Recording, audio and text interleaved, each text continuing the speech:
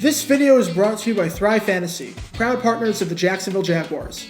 Thrive is all about player props for the top tier athletes, so you don't have to spend countless hours of research on sleeper players. The more props you win, the more points you receive. Thrive has given away $4 million in cash prizes and has over $140,000 guaranteed in cash prizes for week 1 of the NFL season. Use the promo code JG9 when you sign up to receive a 100% instant first deposit match up to $100. Download the app or go to thrivefantasy.com. Sign up and prop up today. And now, on with our feature presentation. When you trade up in the NFL draft, that is an unbelievably strong statement that you're making, especially if you have to give up a lot of capital to do it. You're saying that we believe in this player so much and like this prospect so much that we're willing to give up whatever it takes to get him. We're not content with staying put and letting the board play out. We're fine if we have to give up picks that could also help us, and we're fine if we even have to give up proven, established players to do it. I think it should go without saying, but if you're going to trade up, you better have something in mind. But imagine this. Imagine trading up in the NFL draft so you can get someone that you really want, only for you to not even get that player. You traded up for no reason whatsoever. You traded up for a player that's not even on the board. Not only is the outcome in terms of who you acquired exactly the same as if you just stayed put in the draft order, but you lost some draft capital in the process. And yet, as incompetent as this entire situation sounds, that's exactly what happened to the Indianapolis Colts in 1986. They traded up to get a quarterback, only for that quarterback to not even be on the board. And this is the story behind the worst draft trade in Colts history. Before I talk about the trade in question, we need some context to understand why the Colts were looking at a quarterback in the first place, as well as who they were looking at acquiring. In 1985, the Colts were playing their second season in Indianapolis and their first under new head coach Rod Dowhower. And putting it mildly, the Colts were not a very good football team. Yes, they won their final 2 games, at least ending the season on a somewhat positive note, but when you go 3-11 before that and have a 6-game losing streak, that is not a good sign. The Colts finished with the second worst record in the AFC, had the third worst point differential in the AFC, and had an abysmal 5 games where they were held to 10 points or less. There's a lot of reasons why the Colts were bad, but one of them had to be the play of their quarterback. Indianapolis tried 3 different quarterbacks out there in 1985, and none of them were any good. You had Art Sleester, perhaps the biggest draft bust in the history of the franchise. By this point, any hope that Colts fans had for him being the franchise guy and living up to that 4th overall pick status in 1982 were all but gone. Since entering the league, he had lost all 6 starts, threw 3 touchdowns and 11 interceptions, and took a sack on more than 12% of his dropbacks, showing no pocket presence whatsoever. You had Matt Koffler, who started 1 game in which he went 2 for 11 for 12 yards, completing 18% of his passes, and averaging an unbelievably bad 1 yard per pass attempt. For those curious, his passer rating in that start was exactly 39.6. which is what your passer rating would be if you did nothing but spike the ball into the ground on every single play. And the main man under center was Mike Pagel. While he was better than the other two, that wasn't saying much. He finished the season with 14 touchdown passes and 15 interceptions and a passer rating of 65.8, which was well below the league average. For some perspective, Pagel was one of 14 different quarterbacks to start at least 14 games in 1985. His passer rating amongst those quarterbacks was dead last, as was his completion percentage of less than 51%, and his touchdown pass total. If we're restricting this list to the quarterbacks who played roughly 85% of the snaps, Pagel was easily the worst of the bunch. These 3 were so bad that none of them would be back with Indianapolis in 1986. Sleester and Koffler never played in the NFL again, and Pagel found himself on the Cleveland Browns.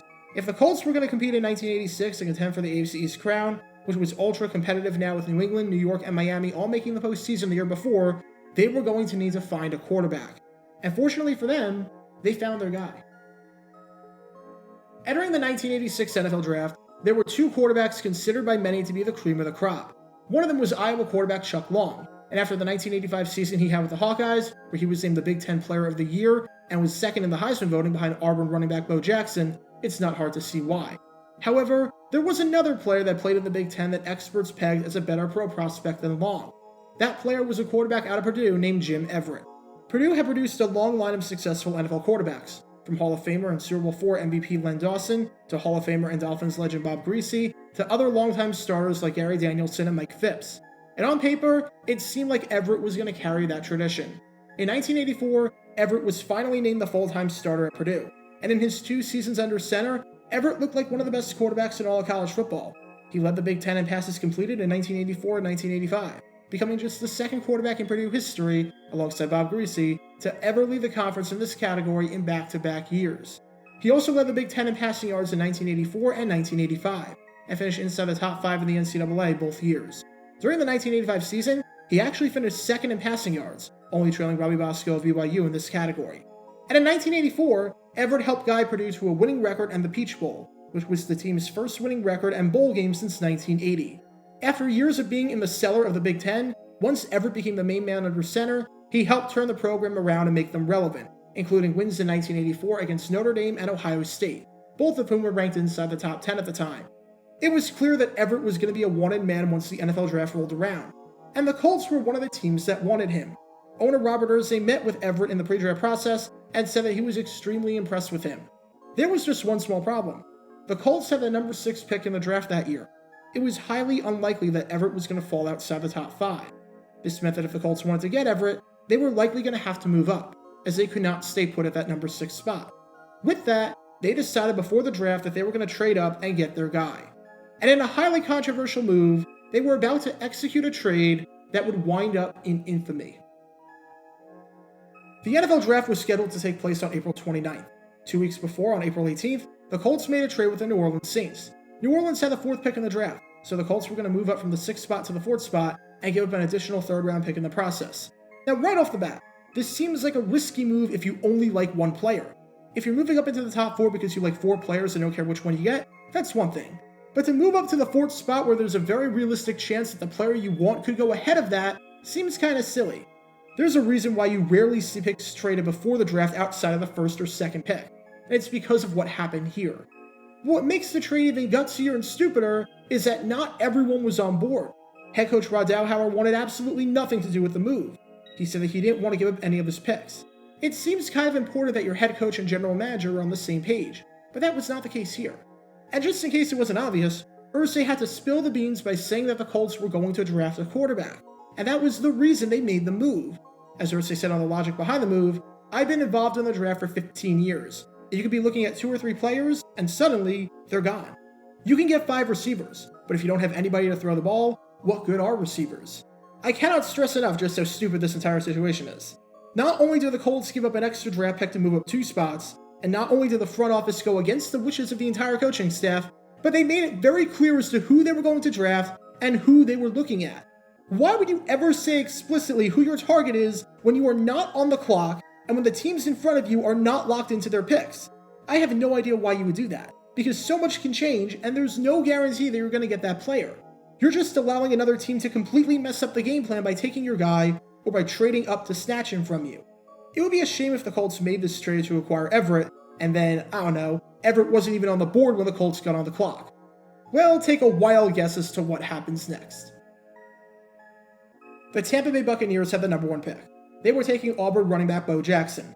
Everyone knew that going in, even though Jackson made it abundantly clear, and rightfully so, that he was never going to play a down for that organization. If you want to learn more about that situation, then click the card in the upper right corner. But Everett was still on the board. The Atlanta Falcons had the number 2 pick. They were taking Oklahoma defensive tackle Tony Casillas. Once again, Everett was still on the board. All that was standing in the way of Jim Everett and the Indianapolis Colts were the Houston Oilers. And why would they take a quarterback? They had Warren Moon, a guy who they loved coming out of the CFL and a guy that was clearly their franchise guy going forward, even if the numbers thus far weren't great. The Colts were feeling safe and secure. In fact, Everett was feeling so confident that the Colts were going to take him that they negotiated a contract with him. And then, the Oilers called up the Colts and said, "If you don't trade up with us, we're going to take Everett ourselves." Just like that, the Colts had completely played themselves. At this point, Indy had 2 options. Option 1 was to make the trade, and give up another pick on top of the 3rd rounder they already gave to the Saints. The Colts would have had to give up multiple high draft picks just to get their guy, and the coaching staff was already adamant about not wanting to give up picks. Option 2 was to call the bluff and hope that the Oilers didn't take Everett. Sure enough, the Oilers took Everett. And just like that, Indianapolis had pulled off one of the worst trades in the history of the NFL draft. The whole point of a trade is that you have an objective, whether it is to acquire a player, or acquire more picks, or clear cap space, or whatnot.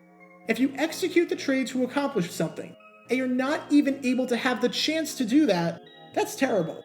The Colts were left without a 3rd round pick, without a happy front office, without a happy coaching staff, and now without a quarterback. As for how everything turned out in the end, for the Colts, it went about as well as you'd expect. The Colts used that 1st round pick at the 4th slot on a defensive end, as they opted to take Alabama defensive end John Hand. Now, to be fair to the Colts, Han wasn't a terrible player. He wasn't worthy of a top 5 pick, but he played 9 seasons for the team, which has to be worth something. And in 1989, he had 10 sacks and was the only player on Indy that season with double-digit sacks. However, he only had 2 seasons where he had more than 5 sacks, and he finished his career with 35.5 sacks, or an average of less than 4 per year. For a pass rusher drafted 4th overall, that's not exactly ideal. As for Everett, he wouldn't play a game with the Houston Oilers, and would eventually get traded to the Los Angeles Rams. I made a video about that trade a while ago, so if you want to learn more about how that went down, then click the card in the upper right corner. And Everett turned out to be a very solid quarterback in the NFL, as he started with the Rams for nearly a decade, made it to the Pro Bowl, and led the league in touchdown passes twice. The Colts eventually got their quarterback in the 2nd round by taking Jack Trudeau, who was not very good, and had just 1 season where he threw more touchdowns than interceptions. And the 3rd round pick that the Colts gave up to the Saints to move up to number 4 so they could try and ultimately fail to get Everett, that turned out to be linebacker Pat Swilling, as in 5-time Pro Bowler, 2-time first-team All-Pro, and 1991 AP Defensive Player of the Year Pat Swilling. In other words, the Colts completely got hosed. Let this be a lesson to any front office members or personnel that happen to be watching this video. If you're going to try and trade up for a player in the draft, please make sure that you know for a fact that you're going to be able to acquire that player. And don't make your target so blatantly obvious that you allow other teams to have the chance to screw you over in the process. Don't just give up picks for no reason. I know this seems like common sense, but apparently back in 1986, the Colts didn't seem to think so. Because in 1986, the Colts gave up a 3rd round pick that turned out to be one of the greatest linebackers in NFL history for no reason whatsoever. Get your official Jaguar Gator 9 merchandise by going to jg9shop.com, and be sure to like this video, ring the notification bell, and subscribe down below if you haven't already, as it helps the channel out a lot. And be sure to check out Twitch every Wednesday night at 9 p.m. Eastern for your chance to play NFL Trivia and win cash prizes, link in the description below. If you want to see videos like this condensed down to 60 seconds, then follow me on TikTok at JaguarGator9, and subscribe to 60-second NFL History on YouTube. To see highlight videos of players throughout the history of the NFL, subscribe to JG9 Highlights. Also, special thanks to all of our Patreon supporters helping with the channel. Your support is greatly appreciated. See how you can become a patron and request future video topics in the description below.